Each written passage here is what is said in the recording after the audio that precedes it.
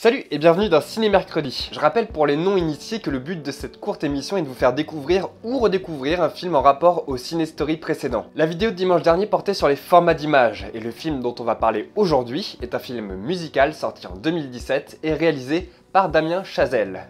Il s'agit de La La Land.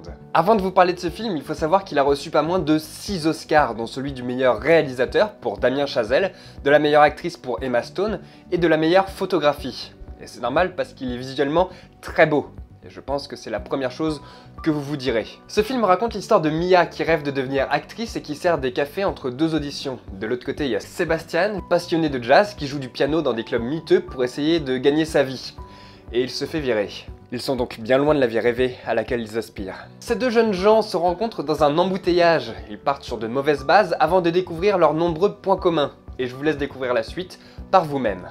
Ce film a été tourné en 35 mm, sauf une scène tournée en 16 mm, peut-être que vous réussirez à la trouver. Et comme vous le savez, il faut changer de bobine toutes les 10 minutes avec la pellicule, et j'imagine qu'il a fallu une organisation de fou pour réussir à tourner ce film, parce que le réal voulait que certaines séquences musicales soient tournées en une seule et unique prise. Je rappelle juste que s'il y a une seule erreur, un problème d'éclairage ou un technicien dans le champ par exemple, la bobine est foutue et il faut recommencer la scène depuis le début, là où dans d'autres films, surtout en numérique, on coupe un peu quand on veut. Bon, Damien Chazelle a fini par avouer que le plan séquence d'ouverture n'en est pas vraiment un en fait, il contient 2 coupes. En fait, le tournage de cette séquence a duré 2 jours et chaque plan devait être tourné à la même heure de la journée pour que la lumière soit toujours à peu près identique, c'est-à-dire quelques minutes avant que le soleil se couche.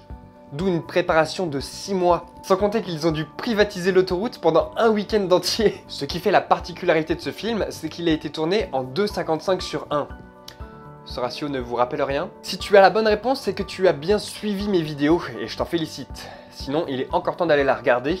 Parce qu'en effet, il s'agit du cinémascope. Pour anamorphoser l'image, c'est-à-dire lui donner son aspect courbé et étiré, les techniciens de Panavision ont dû recréer des objectifs comme ceux utilisés dans les vieux films des années 50. Pour l'anecdote, en anglais américain, l'expression La La Land désigne le quartier d'Hollywood à Los Angeles.